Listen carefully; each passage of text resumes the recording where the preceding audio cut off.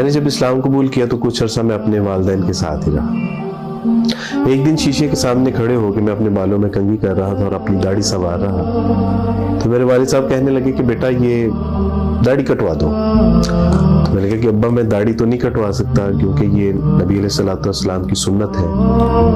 تو ابا فرمانے لگے اچھا ایسے کرو یہ چھوٹی کروا دو۔ میں نے کہا کہ ابا چھوٹی تو داڑھی نہیں ہوتی نا۔ تو ابا کہنے لگے کہ بیٹا اگر میں تجھے حکم دوں کہ یہ داڑھی کٹوا دو، تو میں نے کہا کہ ابا آپ کے حکم کے پیش نظر میں اپنی گردن تو کٹوا سکتا ہوں لیکن داڑھی نہیں کٹوا سکتا۔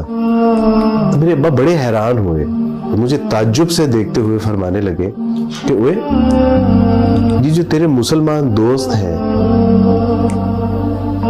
کیا یہ محمد صلی اللہ علیہ وسلم کو نہیں مانتے؟ انہوں نے تو اپنی کلین شیوز کی ہوئی ہیں۔ تو میں نے کہا کہ ابا وہ محمد صلی اللہ علیہ وسلم کو مانتے ہیں لیکن جانتے نہیں، وہ نہیں جانتے کہ رسول اللہ صلی اللہ علیہ وسلم نے ہمارے لیے کتنی دعائیں مانگی۔ آپ علیہ الصلوۃ والسلام راتوں کو اس قدر کھڑے ہو کے اپنی امت کے لیے دعائیں مانگتے رہتے کہ پاؤں میں ورم آ جایا کرتا۔ آپ علیہ الصلوۃ والسلام نے اتنی تنگی، تکلیفیں، پریشانی اور مشقتیں اٹھائیں دین ہم تک پہنچانے کے لیے۔ تو میں نے کہا کہ ابا بے شک وہ رسول اللہ صلی اللہ علیہ وسلم کو مانتے ہیں لیکن آپ علیہ الصلوۃ والسلام کو جانتے نہیں۔